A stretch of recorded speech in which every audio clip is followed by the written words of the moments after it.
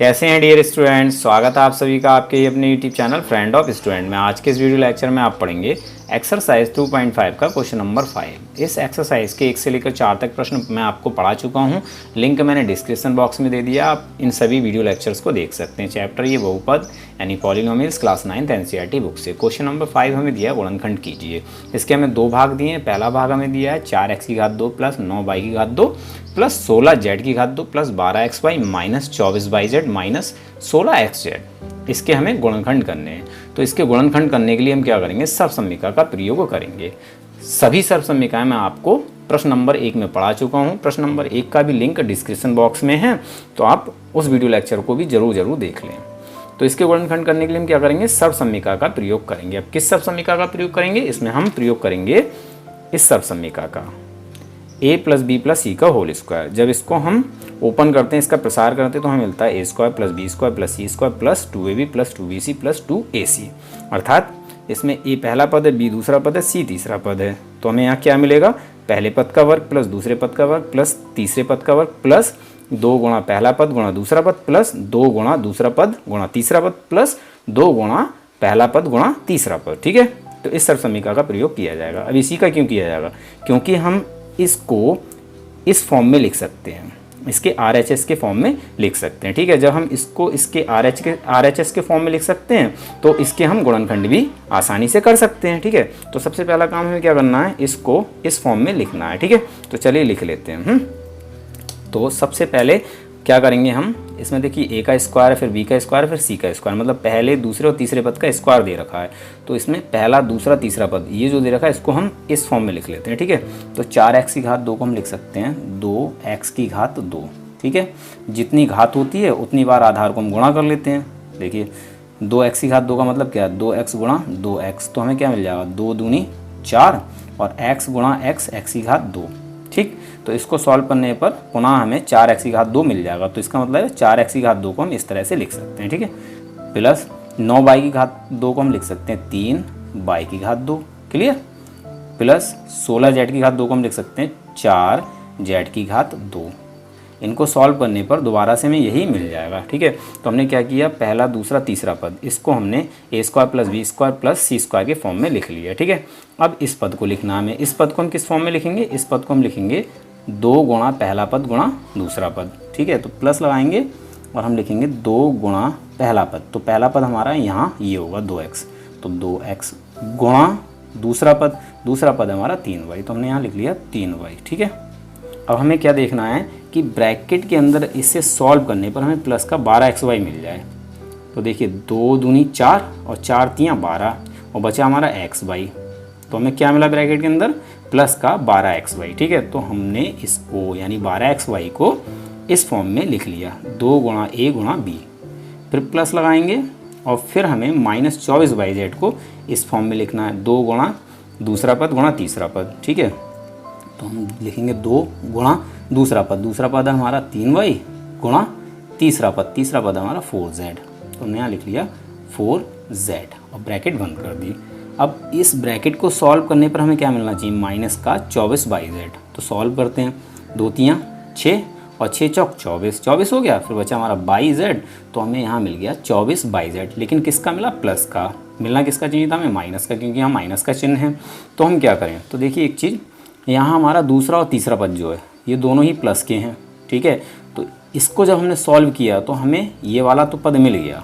Clear, अब जैसे हमने इसको सॉल्व किया तो हमें प्लस का मिला, माइनस का नहीं मिला।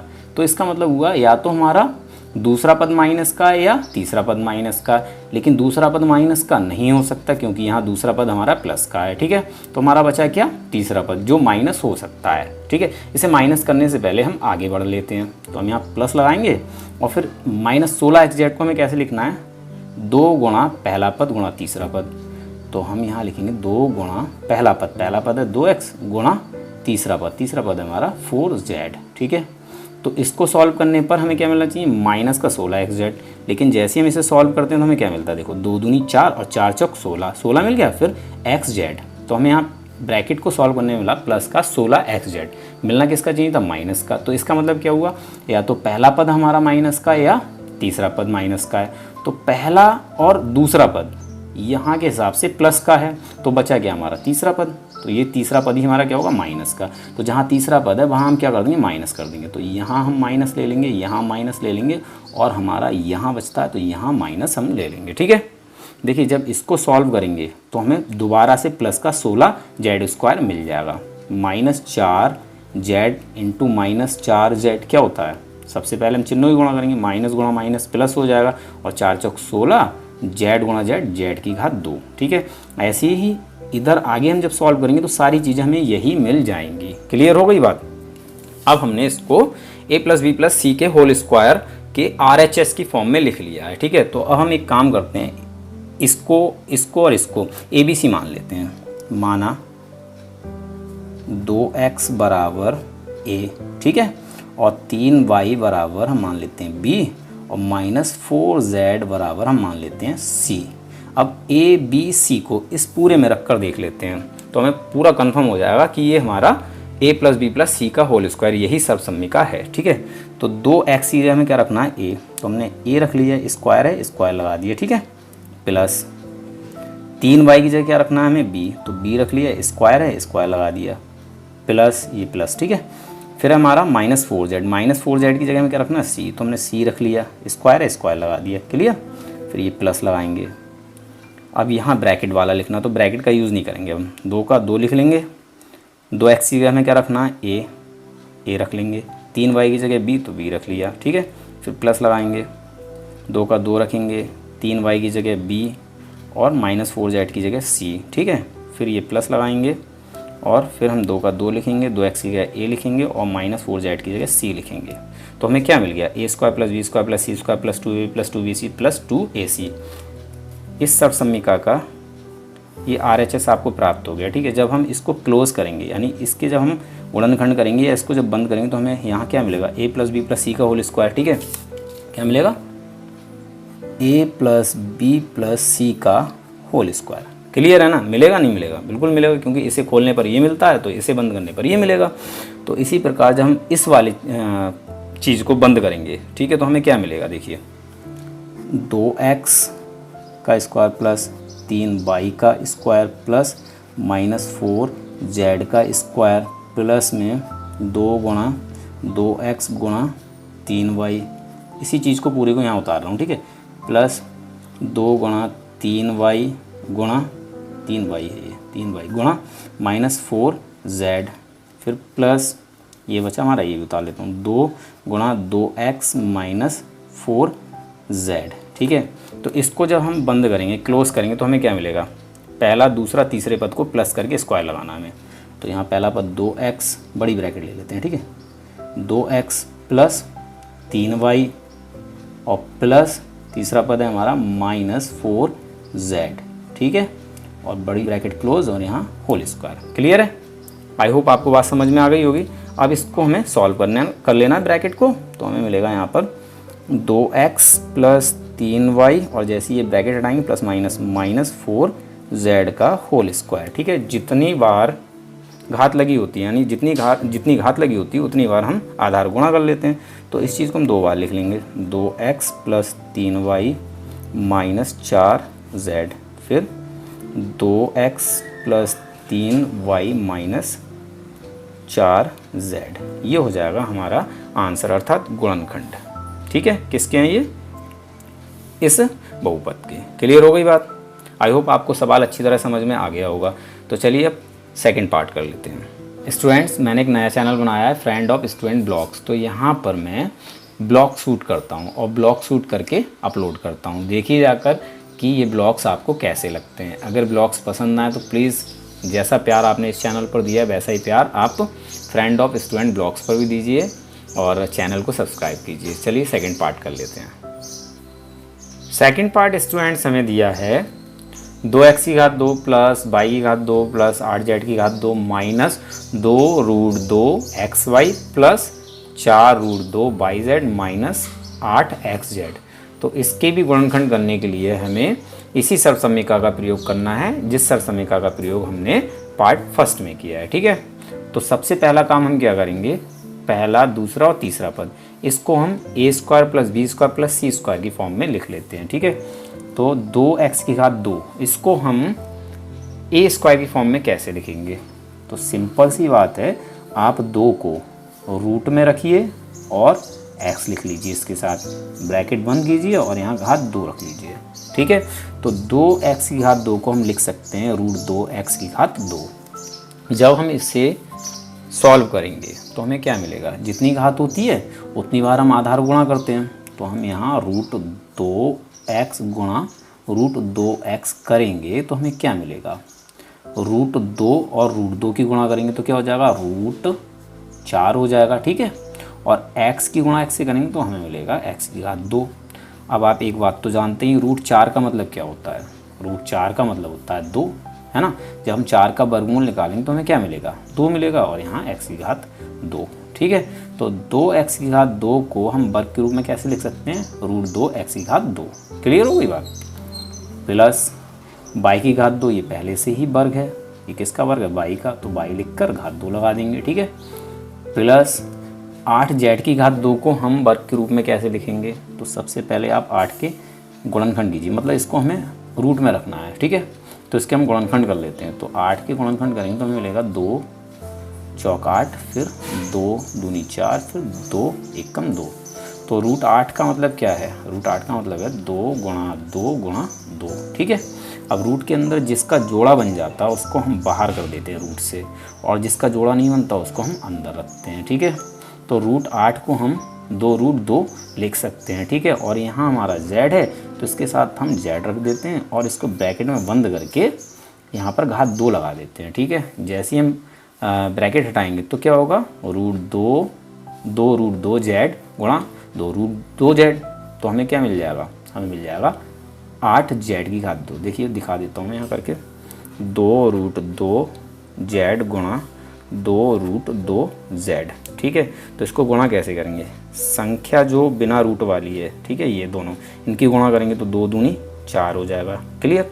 फिर रूट 2 गुणा रूट 2 करेंगे तो हमें मिलेगा रूट 4, और रूट 4 का मतलब मैंने बताया क्या होता है? 2, तो गुणा 2। फिर बचा हमारा क्या? z गुणा z, तो ये हो जाएगा z की घात 2। तो क्या मिलेगा? 4 दूनी 8 z की घात 2। तो हम 8z की घात 2 को वर्ग के रूप में कैसे लिख सकते हैं? इस रूप में। ठीक है, तो यहाँ पर हमें यही लिख देना, 2 रूट 2z की घात 2। ठीक है, लिख लिया।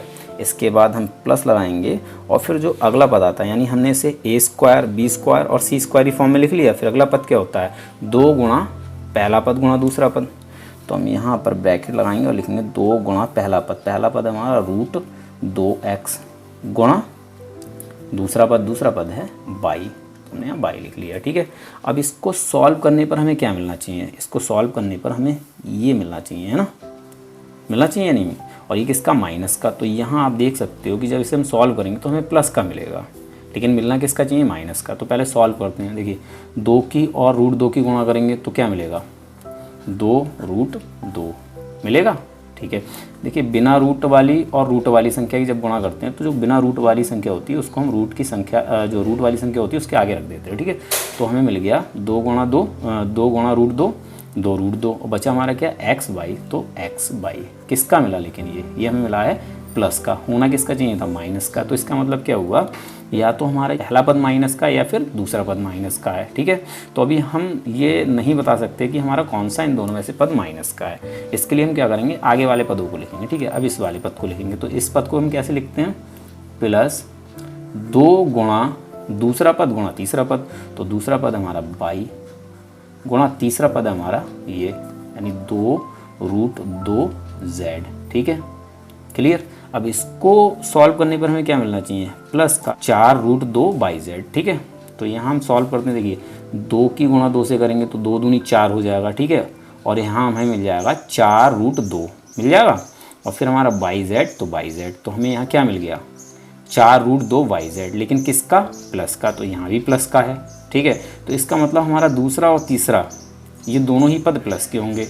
अगर हम इनमें से किसी भी पद को माइनस कर दें तो यहाँ हमें माइनस प्राप्त होगा, जबकि हमें प्राप्त क्या होना चाहिए? प्लस प्राप्त होना चाहिए। तो यहाँ हमें प्लस प्राप्त हो रहा है, इसका मतलब हुआ बाई यानी दूसरा पद और तीसरा पद ये दोनों माइनस के नहीं है, तो कौन सा पद माइनस का होगा? जब दूसरा और तीसरा पद माइनस का नहीं है तो सिंपल सी बात है पहला पद माइनस होगा। ठीक है, चलो आगे का भी लिख कर देख लेते हैं, आपको कंफर्म हो जाएगा। प्लस इस वाले पद को हम कैसे लिखेंगे? इस पद को लिखते हैं 2 गुणा पहला पद, और पहला पद है √2x गुणा तीसरा पद, और तीसरा पद हमारा क्या है? तीसरा पद है हमारा 2√2z, 2√2z। ठीक है, इसको सॉल्व करने पर हमें क्या मिलना चाहिए? माइनस का 8xz। तो सॉल्व करते हैं, देखो 2 की 2 से गुणा करेंगे तो 2 दूनी हो जाएगा 4। ठीक है, फिर √2 की √2 से गुणा करेंगे तो क्या मिलेगा हमें? 2 मिलेगा, है ना। √2 गुणा √2 √4 होता है, और √4 का मतलब होता है 2। ठीक है, तो 2 गुणा 2 4 हो गया, और इन दोनों की गुणा करने पर हमें मिल गया 2, तो 2 चौक 8 हो जाएगा, और फिर बचेगा xz। तो xz, तो इसको सॉल्व करने पर अंदर हमें मिलेगा प्लस का 8xz, लेकिन होना किसका चाहिए? माइनस का। तो इसका मतलब क्या है? या तो हमारा ये वाला पद माइनस का, ये या फिर ये वाला पद। ठीक, तो ये है हमारा तीसरा पद। तीसरा पद हम यहाँ के हिसाब से जानते हैं कि माइनस का नहीं है, और ना ही हमारा दूसरा पद माइनस का। तो बचा हमारा क्या? तो पहला पद हमारा माइनस का, तो जहाँ पहला पद है वहाँ हम क्या कर देंगे? माइनस कर देंगे। ये पहला पद है, इसको हम माइनस कर देते हैं। ठीक है, और यहाँ पहला पद है, इसे माइनस कर देते हैं, और ये पहला पद है तो इसे माइनस कर देते हैं। ठीक है, जब हम इसको सॉल्व करेंगे तो दोबारा से हमें यही चीज़ मिल जाएगी। क्लियर? अब हम इनको ABC मान लेते हैं। तो हम क्या करेंगे? -√2x को a मान लेते हैं। ठीक है, तो इसको हम जब a मान लेंगे तो क्या होगा? देखिए, माना -√2x बराबर a। ठीक है, और y को मान लेते हैं हम b, y बराबर b, और इसको मान लेते हैं c, यानी 2√2z को मान लेते हैं c। ठीक है, अब a b c को इसमें रख लेते हैं तो हमें पता चल जाएगा। -√2x हमें क्या रखना? a रख लिया, स्क्वायर लगा दी, प्लस लगाएंगे, y की जगह b रखना, b रख लिया, स्क्वायर है स्क्वायर लगा दी, प्लस इसकी जगह में c रखना तो c रख लिया, स्क्वायर लगा देंगे। ठीक है, क्योंकि यहाँ स्क्वायर है, यहाँ स्क्वायर लगा दिया, प्लस लगाएंगे। ठीक है, 2 लिखेंगे, इसकी प्लेस पर हमें a रखना है और इसके प्लेस पर हमें b रखना, रख दिया हमने, प्लस लगाएंगे ये वाला। ठीक है, फिर 2 लिखेंगे, 2 फिर b और c है ये, तो b और c प्लस लगाएंगे। ठीक है, अब इसको लिख लेना 2, और ये हमारा a और ये हमारा c। तो हमें क्या मिल गया? Square plus b square plus c square plus 2a plus 2bc plus 2ac।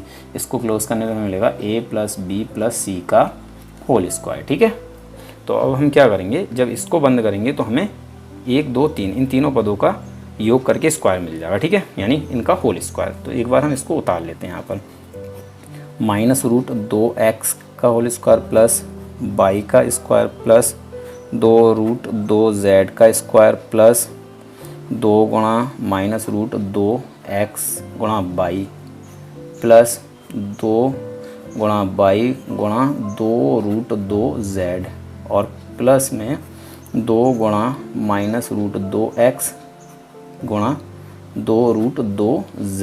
ठीक है, इसको जब हम बंद करेंगे तो हमें क्या मिलेगा?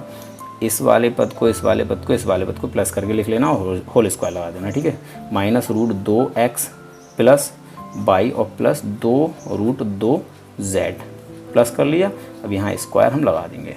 ठीक है, अब जितना घात होती है उतनी बार गुणा कर लेते हैं, तो यहाँ हम इनको 2 बार करके लिख लेंगे, -√2x plus y plus 2√2z। ठीक है, एक बार और लिख लेते हैं, -√2x plus y plus 2√2z।